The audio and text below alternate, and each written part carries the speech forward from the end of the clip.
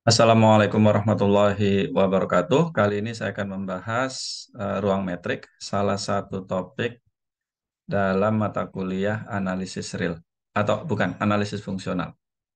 Ya.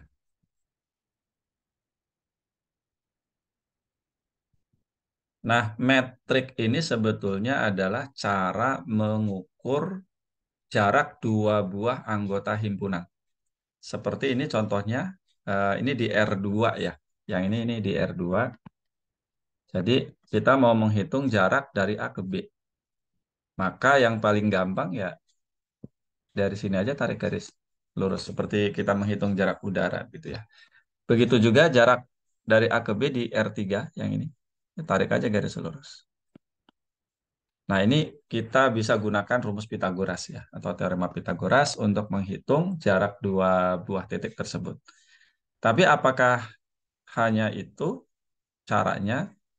Ternyata ada beberapa cara.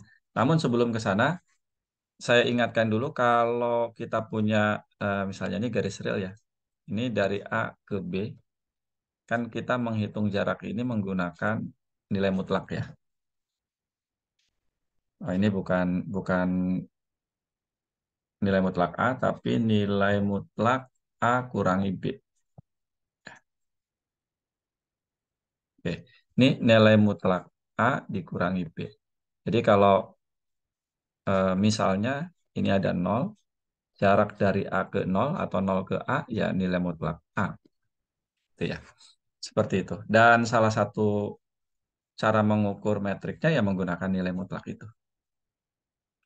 Yuk, itu untuk di R1. Nah, sekarang akan diperumum untuk sembarang himpunan. Ini definisinya, definisi ruang metrik. Misalkan misalkan M adalah himpunan tak kosong, metrik D adalah fungsi dari M cross M ke R sedemikian sehingga jika X, Y, dan Z anggota M, maka memenuhi empat sifat itu. Ini ya, tak negatif, jarak dari X ke Y sama dengan nol jika dan hanya jika X-nya sama dengan Y. Atau itu boleh ditulis dx, X sama dengan nol untuk setiap X anggota M. Jarak dari X ke Y sama dengan jarak dari Y ke X. Jarak dari X ke Y pasti akan kurang dari atau sama dengan jarak dari X ke Z ditambah jarak dari Z ke Y. Ini ilustrasinya. Misalnya ini X, ini Y, ini misalnya Z-nya di sini. Maka jarak dari sini ke sini, X ke Y, pasti lebih pendek daripada jarak dari X ke Z ditambah jarak dari Z ke Y. Begitupun kalau Z-nya misalnya ada di sini. Itu ya. Nah, eh, himpunan M yang dilengkapi dengan metrik D disebut ruang metrik dan ditulis seperti ini. Nah, kembali lagi nih, saya mengingatkan fungsi ya. Fungsi dari M cross M itu ya kalau ditulis begini. D, M cross M ke R. Jadi si D, X, Y dipasangkan dengan sebut saja R kecil gitu ya. R-nya itu R kecilnya itu anggota himpunan bilangan real. Nah, seperti itu. Nah, kita lanjutkan contoh-contohnya. Oh, sebelum contoh ini ada yang disebut subruang. Misalnya M, D ini itu adalah ruang metrik, kemudian kita punya himpunan N yang tidak kosong, subset dari M. Nah, ini disebut subruang jika D aksennya itu sama dengan D, cuma membatasi keberlakuannya hanya pada N cross N, hanya pada himpunan N. Gitu ya. Itu yang disebut subruang metrik. Ini contohnya, yang pertama untuk R, metriknya bisa menggunakan nilai mutlak itu. Di, eh, tapi kalau misalnya kita juga punya himpunan, misalnya selang tutup lah, 0, 1 begitu. Kita juga bisa menggunakan metrik ini. Atau biasanya kalau itu pakai I ya, itu interval, interval tutup. Yang lain, ini disebut metrik diskrit, hanya ada dua nilai, 0 dan 1. Dengan eh, 0 itu jika X-nya sama dengan Y, dan 1 jika X-nya berbeda dengan Y. Kemudian ini di R3. Kalau di R1 ya akhirnya balik lagi ke sana. Jadi ini menggunakan rumus Pitagoras sebetulnya ya, atau perluasannya. Jadi dalam hal ini komponen X-nya ya X1, X2, X3. Dan Y-nya Y1, Y2, Y3. Bisa juga menggunakan yang bawah ini, supremum dari 3 buah bilangan ini. Ini kan nilai mutlak ya. Sebetulnya karena ini hanya 3 ya, atau terhingga buah, tidak perlu supremum, eh, cukup pakai maksimum. Tapi karena kita yang dipelajari sebelumnya itu supremum, lebih akrab dengan itu ya udah kita gunakan supremum saja. Nah ini bukti yang ini ya, kita akan membuktikan bahwa ini tuh adalah metrik di R3. Yang dibuktikan bagian 4, jadi yang mau dibuktikan adalah D X, Y kurang dari dx, z ditambah dz, y. Tentu z-nya, komponen z-nya adalah z1, z2, z3. Tapi ini kita kuadratkan ya, supaya gampang. Karena apa namanya? Itu bisa dilakukan seperti itu karena dx, y dan yang lainnya itu tak negatif. Jadi itu yang mau dibuktikan. Sehingga nanti kalau ditarik akarnya ya jadi yang sifat yang keempat itu atau aksiom yang keempat dari rumus metrik. Oke, ini dikuadratkan jadinya seperti ini, tidak ada akarnya ya. Kemudian kita kan mau membuktikan ini kurang dari atau sama dengan dx, z ditambah dz, y. Maka kita sisipkan pada masing-masing suku ini z, ya komponen z. Jadinya seperti ini. X1 kurangi Z1 ditambah Z1 kurangi Y1. Ini kan sama aja dengan X1 kurangi Y1. Begitu juga yang lainnya. Ya. Setelah itu kita kuadratkan. Ya, dikuadratkan, tapi caranya supaya enak, ini dikuadratkan, hasilnya ini. Kemudian ini dikuadratkan, hasilnya ini. Kemudian dikali 2 kali X1 kurangi Z1 dikali Z1 kurangi Y1. Itu saya simpan di sini. Duanya ada di depan. Nah, lakukan hal yang sama untuk yang ini dan ini. Maka diperolehlah bentuk seperti itu. Nah, sekarang di baris pertama ini, ya udah kita biarkan seperti itu saja. Nah, di baris atau di suku terakhir ini, ya bayangkan si X1 kurangi Z1-nya ya kita sebut saja A1, yang ini B1. Berarti dua suku yang lainnya, ya A2, B2 ditambah A3, B3. Kalau ingat waktu belajar apa sifat urutan, maka yang menghubungkan ini dengan yang lainnya itu yang menggunakan ketaksamaan Cauchy-Schwarz. Jadi ini kurang dari atau sama dengan A1 kuadrat tambah A2 kuadrat tambah A3 kuadrat. Ditarik akar ya, atau boleh pangkat setengah. Ditambah, dikali, sorry, ya B1 kuadrat tambah B2 kuadrat tambah B3 kuadrat. Pangkat setengah atau akar. Ya gunakan sifat itu. Gunakan ketaksamaan Cauchy. Saya hapus dulu. Jadi akan diperoleh seperti ini. Gitu ya. Nah, eh, mungkin setelah ini mau diapain lagi? Gitu ya. Mau diapakan lagi? Kalau bingung, nanti ada caranya ya, supaya nyambung sampai ke tujuannya. Tapi kalau cermat, coba perhatikan ini ya. X1, Z1, X2, Z2, X3, Z3. Yang ini Z1, Y1, Z2, Y2, Z3, Y3. Gitu ya. Jadi sebetulnya kalau begitu ini kita misalkan aja A gitu ya. Berarti pangkat setengah, akar kan. Yang ini Kan berbeda dengan yang ini. Ya kita misalkan aja B. Jadi akar B. 2-nya ada di situ. Nah, kemudian lihat X1Y1, X2, X1Z1, X2Z2, X3 kurangi Z3, itu kita misalkan A. Berarti kalau begitu, yang ini ditambah ini, ditambah ini, sama dengan A. Ya, kita tulis di depan. Sisanya ini, tambah ini, tambah ini, kan sama dengan ini. Nah, itu kita buat B. Nah, ini kan bisa kita jadikan, ini merupakan bentuk kuadrat sempurna ya. Jadi ya kita tulis saja akar A dikuadratkan ditambah akar B dikuadratkan, kan sama aja ya. Ditambah 2 kali akar A plus akar B. Nah, itu kan sama dengan akar A ditambah akar B kuadrat.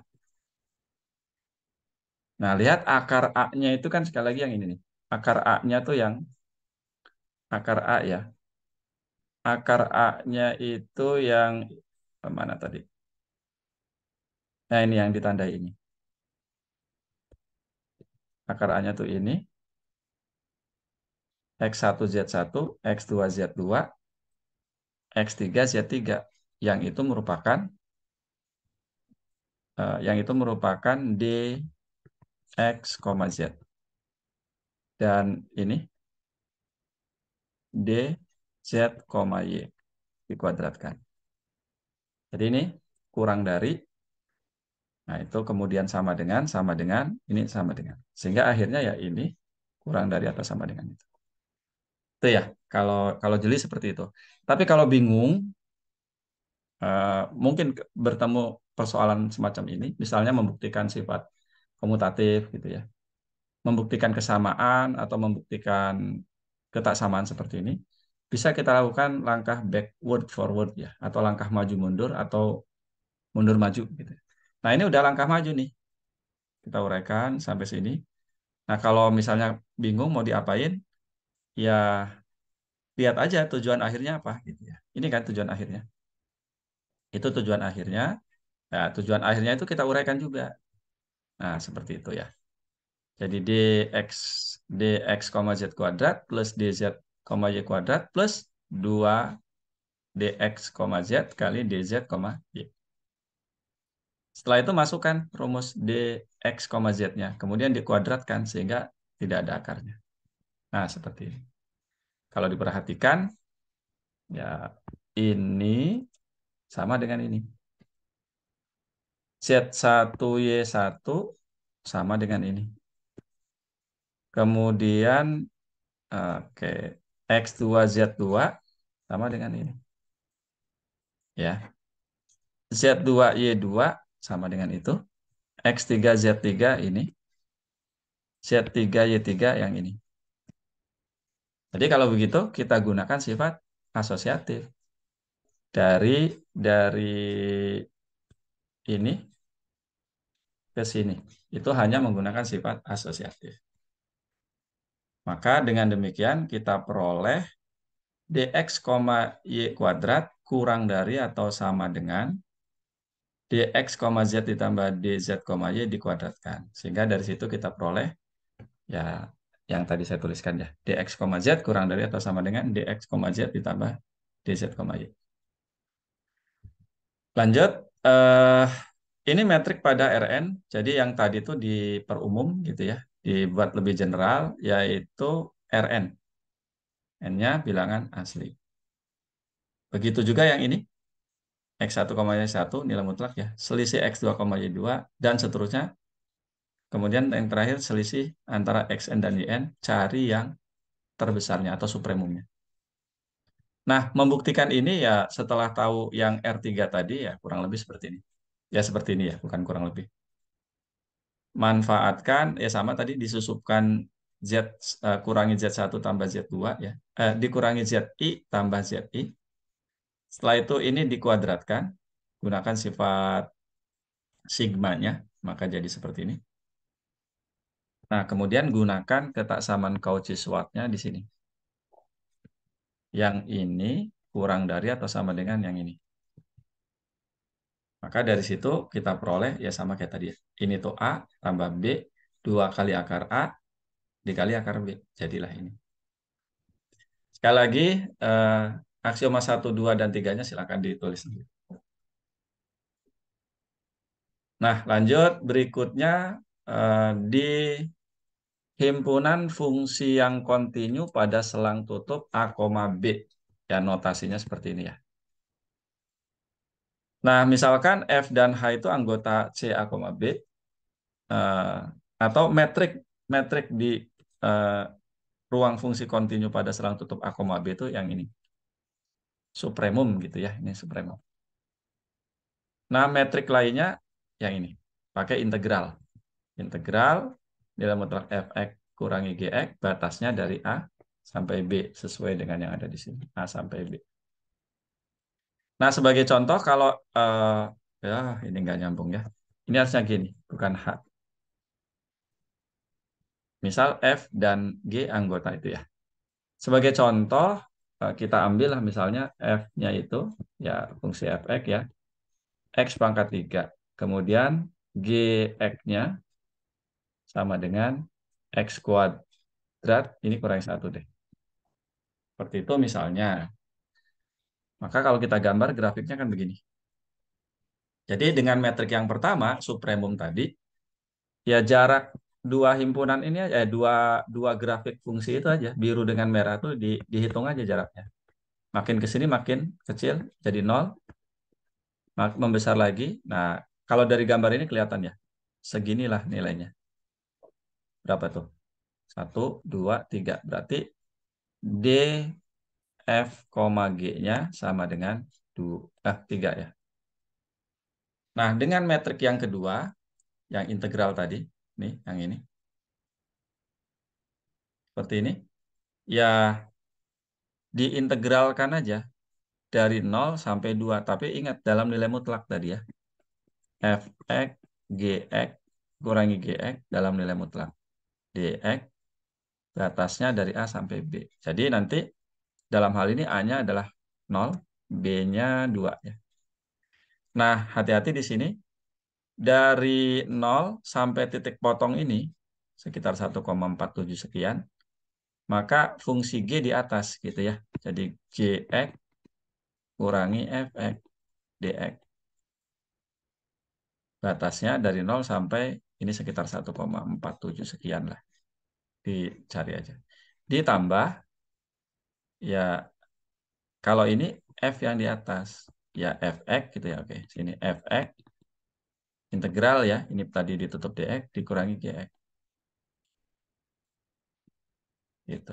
Batasnya dari 1,47 sekian itu sampai 2. Ya sama dengan luas ini. Atau ya sama dengan luas yang ini, yang saya aset. Luas ini. Gitu ya. Luas yang bawah ditambah luas yang di atasnya itu.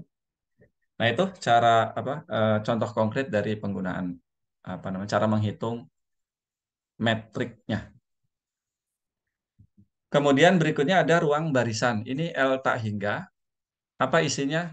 Ya barisan yang terbatas sebetulnya. Barisan yang terbatas.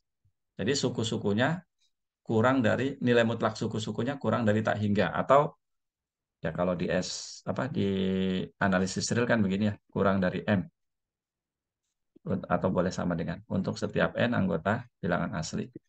Kalau di analisis fungsional biasanya pakai begini. Contohnya ya salah satu anggota ini ya misalnya barisan ini ya negatif satu pangkat N. Negatif satu pangkat N.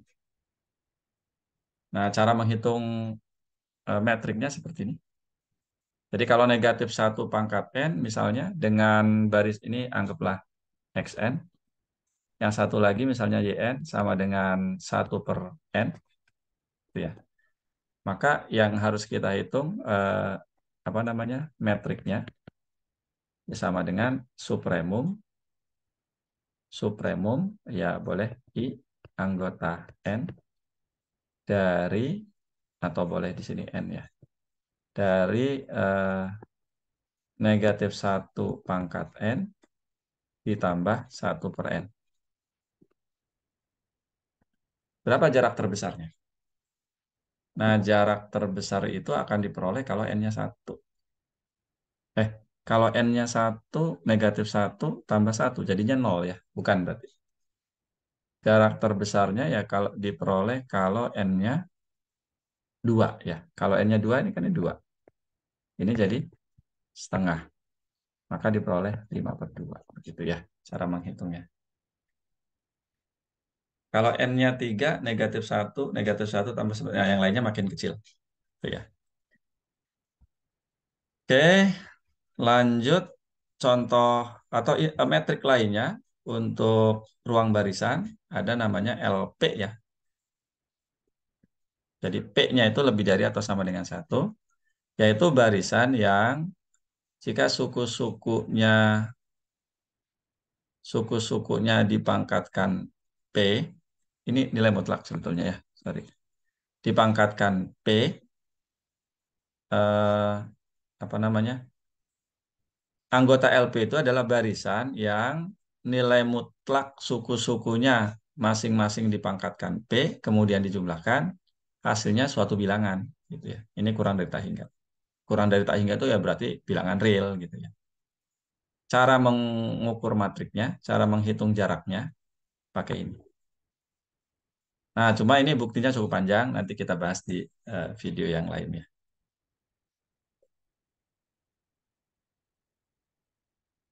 Nah, coba ini, ya rasanya ini nilai mutlak ya, nilai mutlak.